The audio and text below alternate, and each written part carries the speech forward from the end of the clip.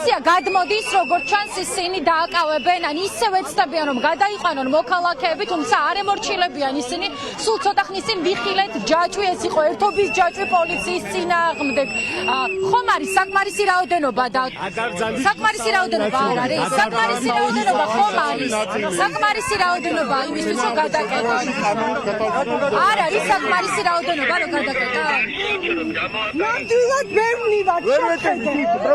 ძალიან გყავს, ეხლა ვარ ძალიან თქვენ ახლა უყურებთ მოქალაქეებს პოლიციის პირისპირ, ისინი კლავე უბნებიან რომ გადაბრძანდნენ საავტომობილო გზიდან სავალ ნაწილზე.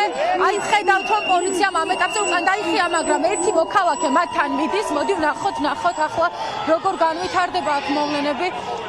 ხო, ჯერჯერობით გაიმარჯვა საზოგადოებამ, ისინი რჩებიან გზაზე, პოლიცია კი გადმოიყვანეს.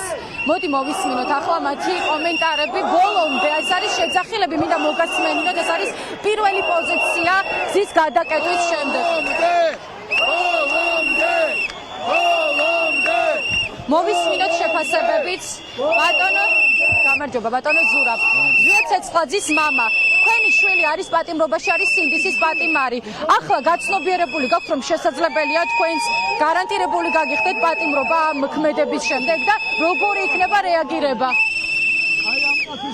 ყველაფერი გვაქვს ძალიან კარგად გათვითცნობიერებული, მაგრამ ამის გარეშე არაფერი არ იქნება. ჩვენ ვართ ჩვენი ქვეყნის სამსახურში. ციხე არავის არ უნდა, მაგრამ ციხით ვერავის ვერ შეაშინებენ. ეს არის გარდაუვალი. ეს პროტესტია, რეალური პროტესტია, არავის თითიდან არ გამოუწოვია, არავის მოუგონებია.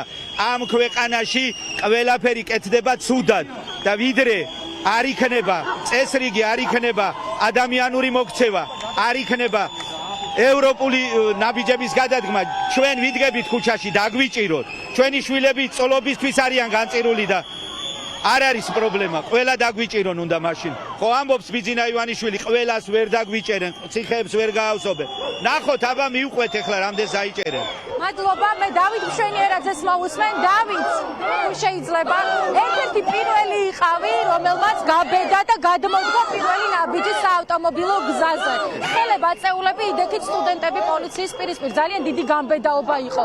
უთხარი საზოგადოებას, რამ გაგაბედინა და რამ გადაგადგმევინა ეს ნაბიჯი. პირველ რიგში შეება ქვეყანამ და ჩვენი ქვეყნის კონსტიტუციის სიყვარულმა, რომელიც ყველანაირ უფლებას მაძლევს, რომ ვიდგე ქუჩაში და ვაპროტესტო ის, რასაც ჩვენი ახლანდელი რეჟიმი შადის მათ გადაუხეს კონსტიტუციიდან არაერთხელ და მე ვიცავ მას მშვიდობიანად აწეული ხელებით და ერთი რამე მინდა უთხრა ყველას, რომ ჩვენი ახალგაზრდების არის მომავალი ჩვენია. კი ბატონო, მადლობა. მომავალი ჩვენია, მომავალი არის ახალგაზრდების. დავით მშვენიერაძე მასე დაასრულა ინტერვიუ ჩვენთან. პოლიციამ ამ ეტაპზე ყოველ შემთხვევაში დაიხია უკან, მე გაჩვენებთ ამ პერიმეტრს. ასეთი მოცემულობაა, თუმცა ქაშვეთთან ისევ რჩებიან დაკავების ავტომობილების შესაძლოა. ჩვენ კვლავ ვიხილოთ განმეორებითი მოწოდება გზის გათავისუფლებასთან დაკავშირებით. ქალბატონი აზა ისევ ასე დგას გზაზე. კანონს მეუნებიან და მე ვიბედი და მეუნები, რომელ კანონზე მეუნებით, რომელ კანონზე თქვენ მორგებულ კანონზე მეთქი დაიხია და მადლობა უთხარი პოლიციელებს, რომ არ ჩაყნენ ბოლომდე ამათ. დიდი მადლობელი ვარ ამათი დღეს, რომ შეიგნეს. მადლობა. აი ახლა მე კიდე მინდა გაჩვენოთ მოცემულობა აქ როგორია საზოგადოება არ ემორჩილება პოლიციას და ამ ეტაპზე როგორც არაერთგზის აღნიშნე პოლიციამაც დაიხია უკან. მე ვეცდები რამდენადაც შესაძლებელი იქნება რომ მათი იდენტიფიცირება არ მოვახდინო, თუმცა აქედან გამომდინარე რომ საზოგადოებას ყოველი მათგანის პოზიცია აინტერესებს, მინდა რომ მათი კომენტარები მოგასმენინოთ.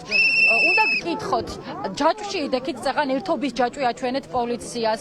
მართალია სახის ნაწილი შენიღბული გაქვთ, თუმცა ამ რეპრესიული კანონებიდან გამომდინარე ეს ვერ ჭრის და არ ჭრის. რა მოლოდინი გაქვთ, მზად ხართ თუ არა პატიმრობისთვის?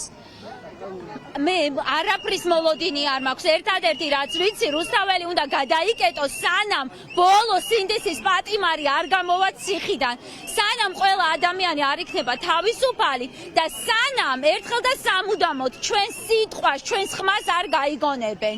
ჩვენ ვართ მოქალაქეები და არ აქვს მნიშვნელობა, სანამ აქ ერთი მოქალაქეც იდგება, ჩვენი აზრი უნდა გაითვალისწინოს. ეს არის ზუსტად დემოკრატია. 5 კაციც რო კეტავდეს გზას, ჩვენ ამის უფლება გვაქვს. ეს არის ჩვენი კონსტიტუციური უფლება და აი ამათი შეთითხნილი კანონები, რომელსაც ერთ დღეში იღებენ, ეს არაფერს არ ნიშნავს. ისინი არ არიან ლეგიტიმური მთავრობა, ეს არ არის ლეგიტიმური პარლამენტი. ამიტომ უნდა დასრულდეს ეს მარაზმი, რაშიც ცხოვრობთ და უნდა დაემორჩილონ ხალხის მოთხოვნას. ჩვენ აქ ვიქნებით ბოლომდე, სანამ ყველა ადამიანს და სინდისის პატიმარს არ გავანთავისუფლებთ. ჩვენ არ გვაქვს უფლება სახლში ვიჯდეთ მშვიდად და გამოდით, ყველანი გამოდით, თუ გინდათ რომ ერთხელ და სამუდამოდ ამ საქართველოში დავასრულოთ მსხვერპლად ყოფნა. ჩვენ არ ვართ მსხვერპლი, ჩვენ ვართ გამარჯვებული ხალხი, ჩვენ ვართ მოქალაქეები, რომლებსაც უნდა მოусმინოს ყველა მთავრობა. კი ბატონო, ძალიან დიდი მადლობა. ბოლო პერიოდში ჩვენ ვიცით და საზოგადოებამ თვალყურით ადევნა, რომ აქ არის არაერთი სათვალთვალო კამერა, წარმოუდგენლად დიდი რაოდენობის კამერები დააყენა ქართულმა ოცნებამ იმისთვის, რომ გააძლიეროს რეპრესიები მშვიდობიან მოქალაქეებზე. აქედან გამომდინარე, როგორც არ უნდა შეინიღბონ მათ სახე, უდიდესი უმრავლესობის ამოცნობა ოცნებას არ უჭირს. ვნახოთ, როგორი იქნება რეაგირება, ვიხილავთ თუ არა დაკავებულების ახალ ტალღას ბოლო დღეებში განვითარებული მოვლენებიდან გამომდინარე, თუმცა ამ ეტაპზე გზა არის გადაკეტილი და ხალხმა პირველ ეტაპზე პოლიციაზე გაიმარჯვა. შეგახსენებთ, რომ ეს არის პროტესტის 329 დღე, მე გიტოვებთ კადრს და ამ ეტაპზე ამ ჩართვაში ესე გემშვიდობებით.